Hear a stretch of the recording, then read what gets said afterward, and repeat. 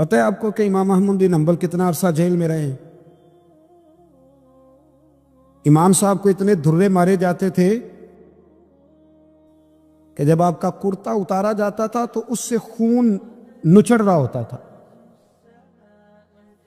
آج ہم مسند امام احمد بن حنبل اے سی والے کمرے میں بیٹھ کے پڑھتے ہیں، اور جب ہم اس کا حوالہ دے رہے ہوتے ہیں تو ہم کہہ رہے ہوتے ہیں تو پتہ ہے میں کتنا بڑا آدمی ہوں،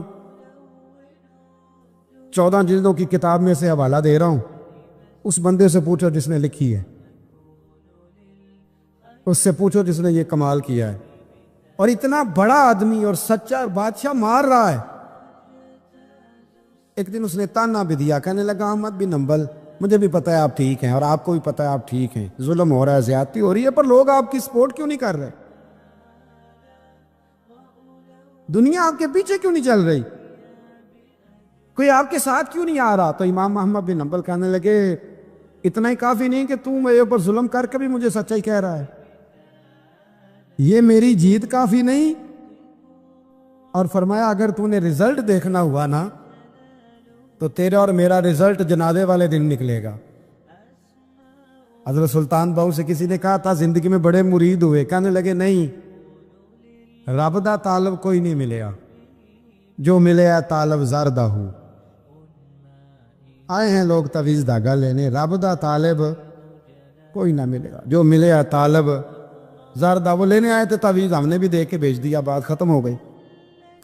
شاہ بقی الدین ابن مخلد کے استاد فرمانے لگے کہ بیٹا تیرا ظرف بڑا ہے اور میرا علم تھوڑا ہے، اگر تو نے صحیح طرح پڑھنا ہے تو بغداد امام احمد بن حنبل کے پاس چلا کر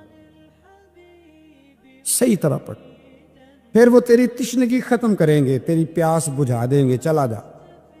کہتے میں کشتی میں بیٹھا آنے کے لیے، رستے میں طوفان آ گیا، کشتی کو جانا کہیں اور تھا، چلی کہیں اور گئی۔ ایک جزیرے پہ ہم اترے، فرماتے ہیں کہ وہاں ایسے ویسے بھی ختم ہو گئے، پتے کھا کے گزارا کرنا پڑا۔ بغداد کی سمت کا تعین کر کے پتہ کر کے اس طرف میں چلنے لگا پیدل۔ ہمارا بچہ ماشاءاللہ سے جو ابا جی سے پورے پیسے لے کے جاتا ہے نا پڑھنے کے لیے، اس کا بھی پورا پریشر ہوتا ہے ابا جی کے، آپ کو پتہ نہیں میں پڑھائی کر رہا ہوں، حالانکہ بعد میں پیسے سارے اپنے اکاؤنٹ میں جمع کراتا ہے، ابا جی کو دیتا، لیکن پریشر کریٹ کرتا ہے کہ میں تعلیم حاصل کر رہا ہوں آپ کے حکم پر، لہذا آپ میرا احسان مانیں، معاذ اللہ تعالی۔ کہتے میں تعین کر کے بغداد کی سمت چلنے لگا، شہر بغداد کی یہ نشانی۔ کہتے میں جا رہا ہوں اس سمت، پتے بھی کھانے پڑے رستے میں، 1.5 مہینہ لگا تو میں بغداد پہنچا۔ اب میں نے لوگوں سے پوچھا کہ امام احمد بن حنبل کا مدرسہ کہاں ہے؟ جب میں نے کہا نا امام احمد بن حنبل، تو ایک زمانے میں نام بجتا تھا، ڈنکا بجتا تھا، آج جیل میں۔ جب کہا نا امام احمد بن حنبل تو جس سے پوچھا کرنے لگا چپ کر جا، ان کا ذکر نہ کرنا، تو ان کا نام لیتا ہے جیل ہی جاتا ہے، ان کا نہ نام لینا، خبردار۔ کہتے میں نے کہا کیا ہوا؟ کہا بادشاہ مخالف ہو گیا، امام صاحب کا دارالعلوم تو بند ہو گیا، وہ تو گھر میں قید ہیں۔ توجہ ہے میری بات پر؟ یہ ذوق اگر اسٹوڈنٹ کا بنتا ہے نا تو استاد پڑھانے والا نہ بھی نہ ہو تو وہ استاد کے سینے سے علم کھینچ لیا کرتا، کھینچ لیا کرتا۔ خواجہ فقیر محمد چرائی رحمۃ اللہ علیہ کے ایک مرید تھے، حضرت نے انہیں بڑا کچھ نوازا، تو کچھ لوگ کہنے لگے حضرت جی اسی کو سارا کچھ دے دیا ہے۔ فرمانے لگے بے لجا ادیاں اداماں ہی بڑیاں سن، یہ تو میں نے ریڑک کے مکھن کٹ کے لے گیا ہے، یہ اداماں ہی بڑیاں سن۔ کچھ لوگ ہوتے ہیں نا پیارے، انہیں طریقہ ہوتا ہے دعا لے لیتے ہیں، اور کچھ کہتے رہتے ہیں حضرت جی دعا کرنا، اور دعا لینے والا کام کوئی نہیں کرتے، کہتے رہتے ہیں دعا کرنا۔ کہتے میں لوگوں نے کہا کہ وہ مدرسہ بند ہے آپ کہاں جائیں گے؟ تو میں نے کہا میں کہیں بھی جاؤں کوئی ذریعہ حضرت تک پہنچنے کا کوئی ذریعہ نہیں۔ ان کے گھر کو بادشاہ نے سب جیل بنا دیا ہے، سپاہی دروازے پہ کھڑے۔ آپ نے فرمایا پھر بھی ایک بندہ کہنے لگا اتنی نیکی کر سکتا ہوں کہ میں تمہیں ان کا دروازہ دکھا سکتا ہوں۔ آپ فرمانے لگے میرے لیے اتنا بھی کافی ہے، ذکر حبیب کم نہیں وصل حبیب سے، اتنا بھی میرے لیے کافی ہے۔ اس نے دور سے کھڑے ہو کے کہا وہ جہاں سپاہی کھڑے ہیں نا وہ امام صاحب کا دروازہ ہے۔ شاہ بقی الدین صاحب کہتے ہیں میں نے کہا تو اب جا، اب دیکھنا میں علم کیسے حاصل کرتا ہوں، صبر دیکھو، استقامت دیکھو، حوصلہ دیکھو۔ آپ فرماتے ہیں کہ میں نے نا اپنے سر سے ٹوپی اتار کے کسی کو دے دی اور بال میں نے بخیر ڈالے سارے، ایک جگہ سے دو جگہ سے کرتا میں نے پھاڑ لیا، ہاتھ میں نا میں نے پیالہ پکڑ لیا مانگنے والا، تینوں لب دیا آپ گواچے، میں نے نا پیالہ پکڑ لیا ہاتھ میں مانگنے والا۔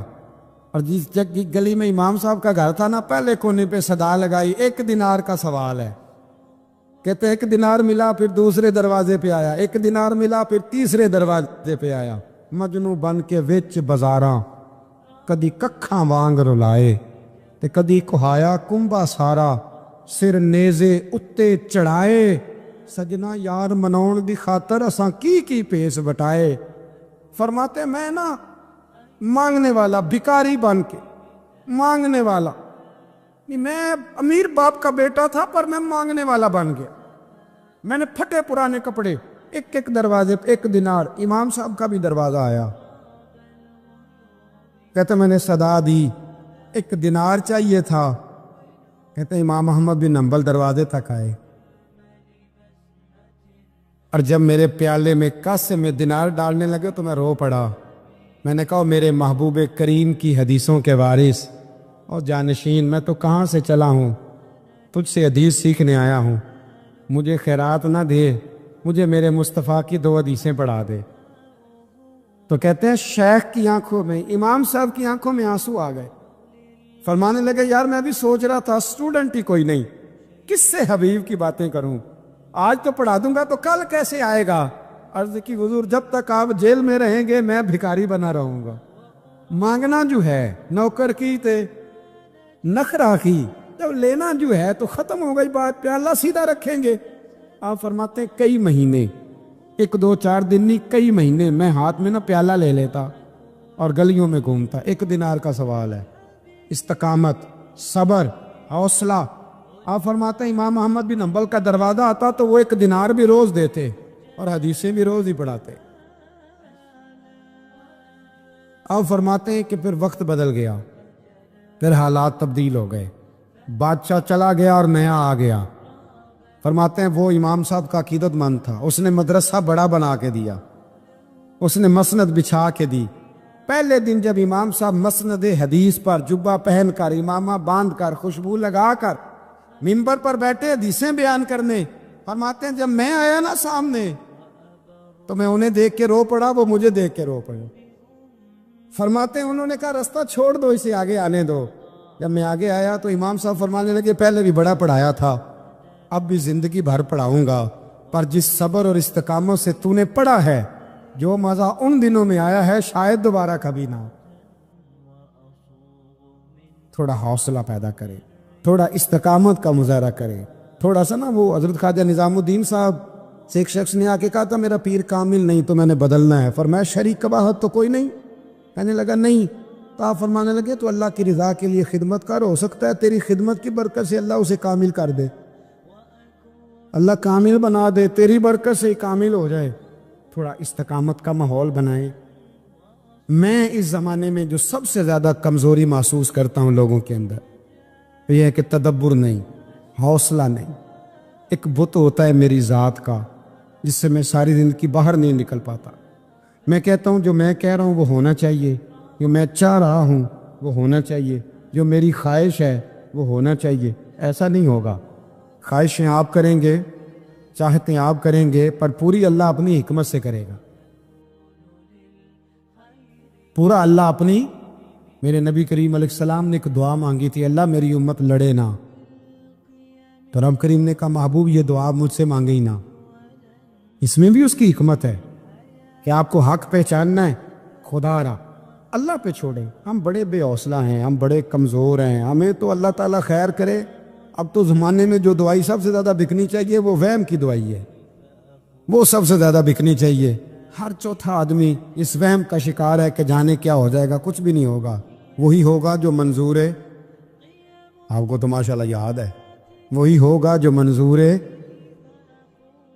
کچھ چیزیں اللہ رسول پہ چھوڑیں، صبر کے ساتھ، استقامت کے ساتھ۔ ایک بات میں نے شروع میں کی تھی، پھر دہراتا ہوں آخر پہ، یہ سوچ لیں کہ آپ حق پہ ہیں کہ نہیں، آپ سچے ہیں کہ حضرت عبداللہ ابن زبیر امام حسین کے بعد یزیدی فوجوں کے خلاف نکلے تھے، آپ کے کچھ ساتھی شہید ہو گئے تھے اور کچھ پیچھے کی طرف چلے گئے تھے، پسپا ہو گئے تھے، حضرت عبداللہ ابن زبیر اکیلے رہ گئے تھے۔ اس وقت آپ کی والدہ حضرت اسماء بنت ابی بکر صدیق 90 سال عمر تھی اور آنکھوں سے نابینا تھی۔ فرماتے ہیں میں اپنی اماں سے مشورہ کرنے آیا، میں نے کہا اماں میرے کچھ ساتھی پیچھے چلے گئے، کچھ شہید ہو گئے، میں جہاد میں اکیلا رہ گیا ہوں، حکم کیا ہے؟ تو اماں کہنے لگی عبداللہ پہلے یہ بتا تو حق پہ ہے کہ نہیں؟ میں نے کہا اماں ہوں تو میں حق پہ، پر مجھے تیری بڑی فکر ہے، تیری 90 سال عمر ہے، یہ تو میرے جو مقابلے والے ہیں یہ تو بڑے سخت گیر لوگ ہیں، میری لاش کے ٹکڑے ٹکڑے کر دیں گے، تو برداشت کر لے گی؟ تو حضرت اسماء نے پتہ کیا دلیرانہ جواب دیا تھا کہ بیٹا بکرے کو تکلیف صرف ذبح ہوتے وقت ہوتی ہے، جب اس کی کھال اتارتے ہیں پھر اسے کوئی تکلیف نہیں ہوتی، جب اس کے ٹکڑے ٹکڑے کرتے ہیں اسے کوئی تکلیف ہے، تو کہ بیٹا حوصلے کے ساتھ رہنا، صبر کے ساتھ رہنا، اگر تو حق پہ ہے پہلے یہ دیکھ لے، اگر آپ حق پہ ہیں، اگر نہیں تو توبہ کر کے حق پہ آئیں، اور اگر آپ حق پہ ہیں تو پھر آپ یہ ذہن بنا لیں کہ حالات بدلیں گے اور جو آپ کا نظریہ ہے وہ غالب آ کے رہے گا۔ اگر آپ حق پہ ہیں تو پھر اللہ آپ کو توفیق دے گا، لیکن زندگی میں ان چیزوں سے بچیں۔ امام اعظم کے خلاف سازش رچی گئی، امام صاحب رحمۃ اللہ تعالیٰ علیہ کے پاس ایک بی بی دوڑی، حضور مسئلہ پوچھنا، آپ عورتوں سے ملا نہیں کرتے تھے، میں نے سوال کرنا ہے جی، جلدی جلدی سے اندر آ گئی۔ عورت جیسے اندر داخل ہوئی باہر شور ہو گیا، امام صاحب کے پاس عورت ہے، اس نے بھی شور کر دیا کہ معاذ اللہ ثم معاذ اللہ، 10 درازی کیا امام اعظم۔ لوگ امام صاحب سے کہنے لگے اب پراپوگنڈا ہو گیا، سارے شہر میں بات پھیل گئی، حضور آپ جواب دیں، آپ بھی کو بات کریں۔ فرمانے لگے کیا جواب دوں، بی بی اکیلا تھا، میں اندر آئی ہے، باہر شور ہوا ہے، عورت کہہ رہی ہے میں اکیلا تھا، میں جواب دوں بھی تو میری گواہی کون دے گا، میرے ساتھ کھڑا کون ہوگا، اس وقت کون ہے اٹھ کے کہے گا کہ نہیں نہیں ایسی بات کوئی نہیں، یہ تو ماحول تو اور رخ اختیار کر گیا، تو حضور اب کیا کرنا ہے؟ تو آپ فرمانے لگے کرنا کیا ہے، میں کوئی لاوارث ہوں، رب رسول کا ماننے والا ہوں، میں فیصلہ اپنے اللہ پہ چھوڑتا ہوں، وہ بھی تو عدالت ہے نا۔ مصیبت یہ ہے کہ میں اور آپ سارے فیصلے خود کرنا چاہتے ہیں، حالانکہ خود کچھ فیصلے چھوڑ دینے چاہیے، وہی ہو تو بہتر ہے۔ فرمایا اللہ رسول پہ چھوڑتا ہوں، ختم ہو گئی بات، اب میں دلیل دوں گا بھی تو میری سنے گا کون؟ اس طرح کے ماحول میں کئی دفعہ آپ دلیل دیتے بھی ہیں تو کوئی سننے کو تیار ہے کہ وقت فیصلے کرتا ہے، کون سنے گا؟ فرمایا بس ٹھیک ہے، لے گئے پکڑ کے کوتوال کے پاس، تھانے میں بند کر دیا، اتنا بڑا امام ہے تھانے میں بند ہے، عورت بھی باہر بٹھا دی گئی، امام صاحب نے اس سے کوئی ڈسکس نہیں کی۔ جب اندر تشریف لے گئے سپاہی 2-3 کڑے تھے، امام صاحب او ہو رب کریم کے بندوں کا وہی طریقہ، امام صاحب نے وضو کے لیے پانی مانگا اور پھر امام اعظم نے نفلوں کی نیت باندھی اور 2 رکعتیں پڑھ کے کہنے لگے مالک عزتیں بھی تیرے پاس ہیں، ذلتیں بھی تیرے پاس ہیں، تو جس حال میں ابو حنیفہ کو رکھے گا مجھے شکوہ کوئی نہیں، میں تیری رضا پہ راضی ہوں، جیسے تو چاہے میں راضی ہوں تیری رضا پہ۔ امام صاحب دعا مانگ رہے تھے تو آنسو ہاتھوں پہ گر رہے تھے، نہ کبھی مصلی بھی آباد کریں، نہ کبھی دنیا کو تو دکھڑے بڑے سنا لیے، نہ 2 رکعتیں پڑھ کے روئیں رب کی بارگاہ میں، محبوب کا وسیلہ پیش کریں، نہ اسے بھی تو منائیں۔ امام صاحب کے آنسو گرنے لگے، سپاہی بھی پریشان تھے، وہ بی بی نہ خود ہی اٹھی اور امام صاحب کے قریب گئی، کہنے لگی پہلے مجھے دنیا والے کہتے تھے، اب میں سمجھ گئی ہوں آپ تو رب کریم کے نیک بندے، اب نہ روئیں، سویرے جانا ہے نا قاضی کی عدالت میں، تو میں سویرے گواہی دوں گی کہ میں نے جھوٹا الزام لگایا تھا، آپ ناراض نہ ہوں۔ امام صاحب فرمانے لگے اس سے نہیں بات بنے گی، اگر تو نے کچھ کرنا ہے تو جو میں کہتا ہوں وہ کر۔ امام اعظم تھے نا، جو میں کہتا ہوں وہ خیر. اس نے کہا جی وہ کیا؟ آپ فرمانے لگے اب تیری گواہی سے بھی بات اور ہو جائے گی. اس کو کہہ لیا ہے، اس کو منا لیا ہے، اس کی منت کر لی ہے، اس کو رشوت دے لی ہے، حالات کا تقاضا اب اور ہے. اب اس کا جواب بھی کچھ اور ہی ہے. با پردہ عورت تھی، برقعے میں لپٹی ہوئی، اس کو گھر بھیج دیا. وہ کوتوال سے کہنے لگی میں بیمار ہوں، مجھے چھٹی دے دو، سویرے آ جاؤں گی. مدعی مقدمہ تو میں ہوں، اب مدعی کو تھوڑی کوئی مان کے رکھے گا. خاتون گھر چلی گئی. صبح قاضی کی عدالت میں مقدمہ لگا. امام صاحب رحمت اللہ علیہ کٹہرے میں کھڑے ہیں. یار بڑا مشکل ہوتا ہے معزز آدمی کا کٹہرے میں کھڑا ہونا، لیکن مخلوق تو فنکار ہے اس درجہ کے پل بھر میں. یہ سنگے در کعبہ سے بھی اسنام تراشے، تم کون ہو کیا چیز ہے داغے کبابی. لوگوں نے تو مریم پہ بھی الزام تراشے. یہ نہیں نا باز آتے لوگ، پھر مرضی ہے نا ہونا، کٹہرے میں کھڑا ہونا پڑ ہی جاتا ہے. کٹہرے میں کھڑے ہیں امام اعظم. تو قاضی پوچھتا ہے اب کی بڑی قدر ہے، بڑی اہمیت ہے، تو آپ اس عورت کے بارے میں کیا کہتے ہیں؟ تو امام صاحب فرمانے لگے یہ جو کہہ رہی ہے اس سے پوچھ لیں. تو خود خاتون کہنے لگی میرا امام صاحب سے تعلق ہے. آپ فرمانے لگے ٹھیک کہتی ہے. ساری بھری عدالت سب لوگ حیران. حضرت تعلق ہے؟ فرمایا ہاں. کس طرح؟ فرمانے لگے میری بیوی ہے، زوجہ میری اہلیہ ہے. جناب کس طرح؟ فرمایا محلے کی بیویاں بلا لو، اس کے ابا کو بلا لو، چہرہ دکھا لو. وہ سارے لوگ جمع ہو گئے، چہرہ کھول کے دیکھا تو امام صاحب کی زوجہ تھی. امام صاحب نے اس خاتون کو کہہ کے بھیجا تھا کہ یہی برقع میری بیوی کو دے کے سویرے بھیج دینا. یہی والا برقع جو تو نے پہنا ہے اب گھر جا اور میری اہلیہ کو یہ برقع دے کے بھیج دینا. وہ برقع دے کے اس نے بھیج دیا. جب امام صاحب رحمت اللہ علیہ کی اہلیہ ثابت ہو گئی کہ یہ تو امام صاحب کی اہلیہ ہیں جو کھڑی ہیں، اب وہ جو سازش رچنے والے تھے وہ دائیں بائیں دیکھ رہے تھے. تو امام صاحب نے ایک بات کی جو بڑی شاندار ہے. فرمایا تدبیریں تم نے بھی کی تھی، پر جو تدبیر میرا رب فرماتا ہے نا، جو تدبیر میرا، فرمایا یہ ابو حنیفہ کی تدبیر نہیں، یہ تدبیر میرے اللہ کی ہے جو اس نے مجھے عطا فرمائی، مجھے سجھائی. اب قاضی صاحب نے حکم دیا کہ جتنے لوگوں نے الزام لگایا وہ سارے معافی مانگ، وہ آئیں جس نے بات کی. بھائی وقت کو دیکھیں، فیصلے اللہ کے حوالے کریں. ہم لوگوں نے جھگڑے کر کر کے، دلائل دے دے کے، بحث کر کر کے معاملات کو اتنا الجھا لیا ہے. آپ یقین کریں دل بے چین اس لیے رہتے ہیں کہ یہ جو پیاس اور جو طلب کرتے ہیں وہ ہم انہیں پہنچاتے نہیں. دل بے قرار اس لیے رہتے ہیں کہ یہ رب رسول کی محبت سے ٹھنڈے ہو. ہم ادھر ادھر کی چاہتے لیے پھرتے ہیں. ان کے اندر بے قراری اس لیے ہے کہ ہم نے امیدیں لوگوں سے وابستہ کر لی ہیں، جو لوگوں سے نہیں کرنی چاہیے تھی، اللہ رسول سے کرنی چاہیے. ہم نے اسباب کو اختیار کرنا ہے، بھروسہ اسباب پر نہیں، بھروسہ تو اللہ تعالیٰ پہ کرنا ہے. تو جب تک دیکھیں نا قرآن مجید نے کیا کہا. قرآن مجید نے کہا والذین آمنوا اشد حبا للہ. فرمایا وہ لوگ جو ایمان لے آئے وہ اپنے رب سے شدید محبت کرتے، اپنے رب سے پیار کرتے ہیں. ان کے سجدے بوجھ نہیں، ان کے سجدے تو لذت ہے. انہیں نماز کے لیے لانا نہیں پڑتا، جبر نہیں کرنا پڑتا، ان کے تو دل کھچے چلے آتے. ان کو تو پیار ہو گیا، رات ساری بیت گئی اور ایک سجدہ بھی مکمل نہ ہوا.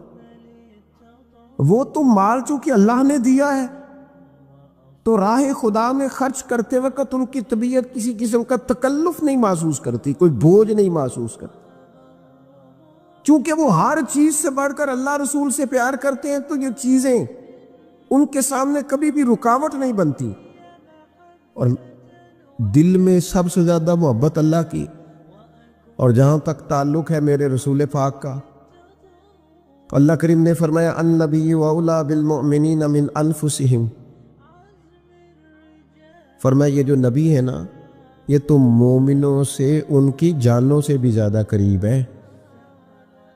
تو ہر وقت دل کی دھڑکنوں میں، روح کی ٹھنڈک میں،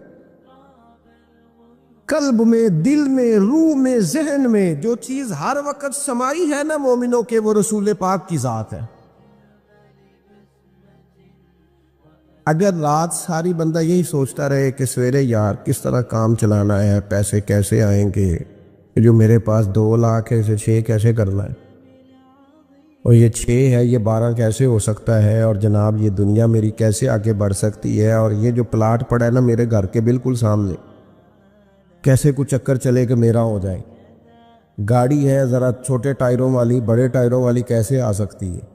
اگر 24 گھنٹے منصوبہ بندی دنیا حاصل کرنے سے دین منع تھوڑا کرتا ہے، حضور نے تو فرمایا محنت کر کے کمائی کرنے والا اللہ کا دوست ہے، منع نہیں ہے، لیکن ہر وقت اسی گنتی میں رہنا، اسی کے شمار میں رہنا، الجھ جانا، اور جو اصل چیز تھی اس کو چھوڑ جانا۔ ہم نا نیکی کرتے ہیں، مومن ہوتے ہیں، لیکن اس کی لذت نہیں پاتے۔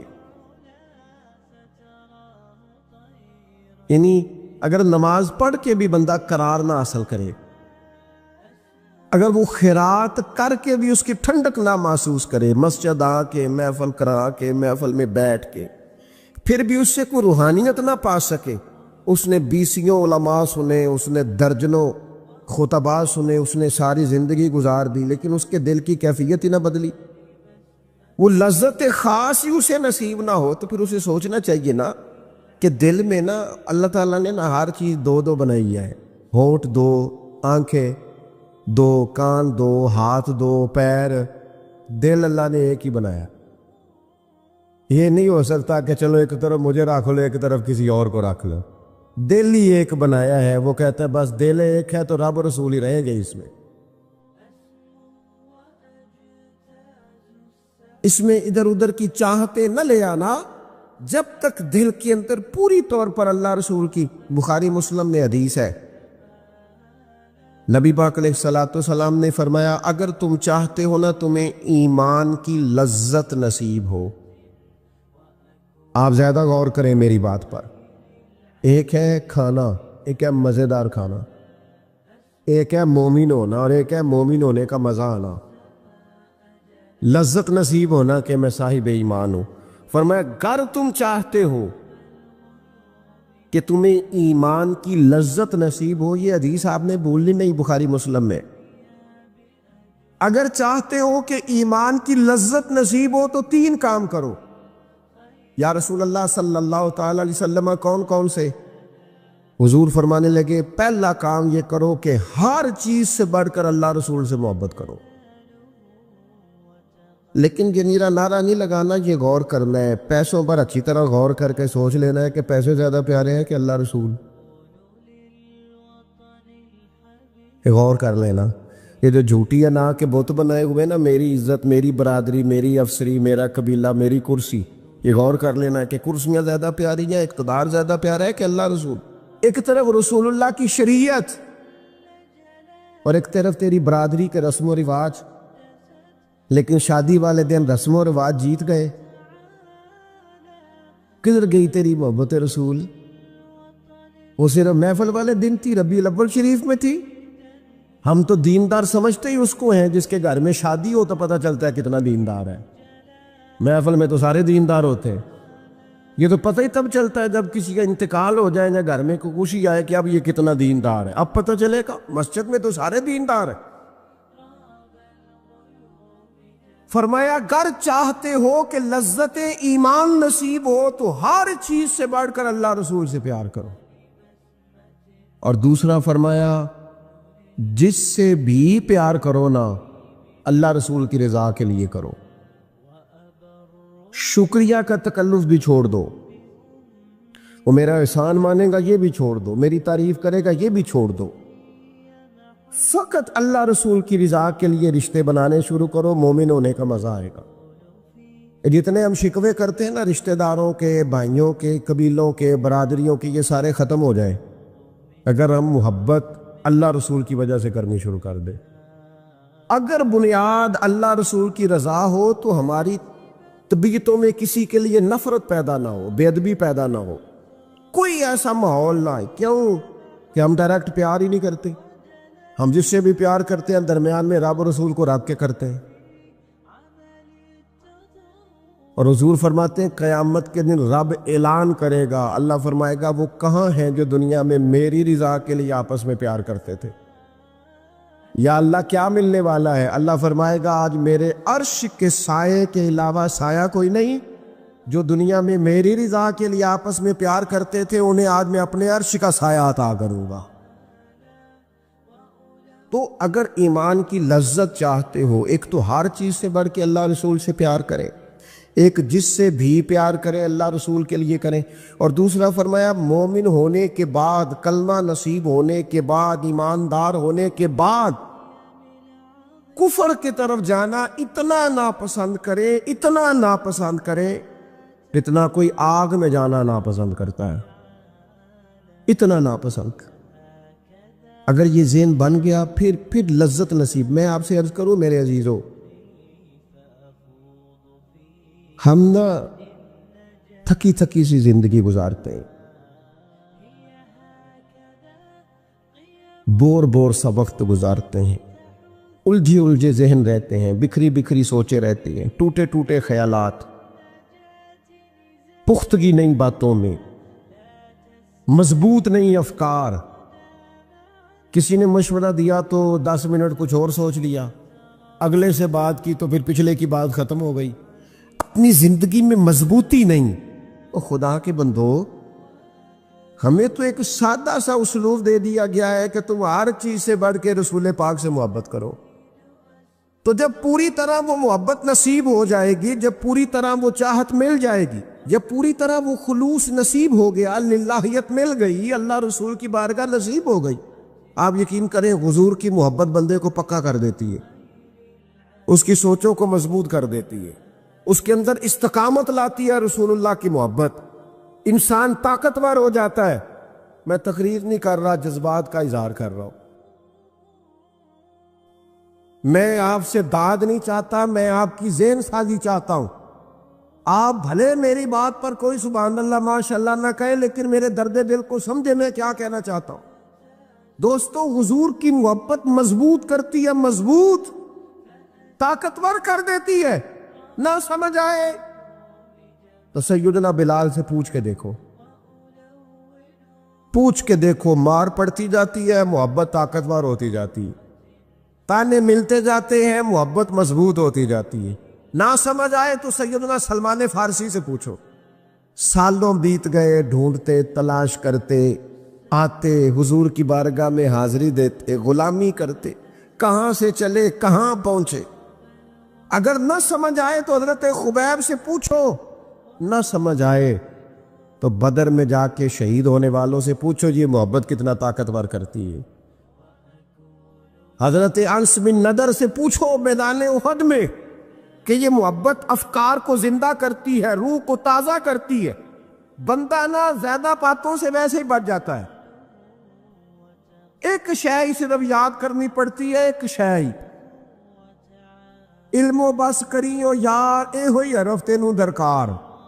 اعلیٰ حضرت فرماتے ہیں اے عشق تیرے صدقے ہم جلنے سے چھٹے سستے، جو آگ بجھا دے گی اب وہ آگ لگائی ہے، جو آگ بجھا دے گی اب وہ۔ اور پھر اعلیٰ حضرت فرماتے ہیں کہ یاد رکھنا جان ہے عشق مصطفیٰ، روز فزوں کرے خدا، اور جس کو ہو درد کا مزہ، جس کو ہو درد کا مزہ، ایک ہوتا ہے شفا کا مزہ، ایک ہوتا ہے بیماری کا مزہ۔ یہ حضور کی محبت کی وہ والا درد ہے کہ یہ مزیدار ہے۔ اعلیٰ حضرت فرماتے جان ہے عشق مصطفیٰ، روز فزوں کرے خدا، او لوگوں جس کو ہو درد کا مزہ، وہ ناز دوا اٹھائے کیوں کی، اور پھر کے گلی گلی تباہ، ہم ٹھوکریں سب کی کھائیں کیوں، اور دل کو جو عقل دے خدا تو تیری گلی سے جائے کیوں، دل کو جو عقل دے خدا تو تیری گلی سے جائیں کیوں۔ صحابی بیٹھے نا نبی پاک کی بارگاہ میں، اور دیر سے بیٹھے اور جم کے بیٹھے، بٹھا کے اپنے محبوب کو اپنے پہلو میں۔ جو لوگ کچھ نہیں کرتے وہ بھی کمال ہی کرتے۔ دیر سے بیٹھے اور بیٹھے تو نبی کریم نے فرمایا جاؤ کوئی کام بھی کرو. اٹھے, ستون کی اوٹ سے ہو کے واپس آ گئے, کہنے لگے یا رسول اللہ آپ کے بغیر دل ہی نہیں لگتا, تو طبیعت ہی نہیں جمتی, کہیں نظر ہی نہیں ٹھہرتی. جب تک آپ اپنے دل کی کیفیات, یار ہمارے بزرگ, ہمیں تو وقت نہیں ملنا چاہیے.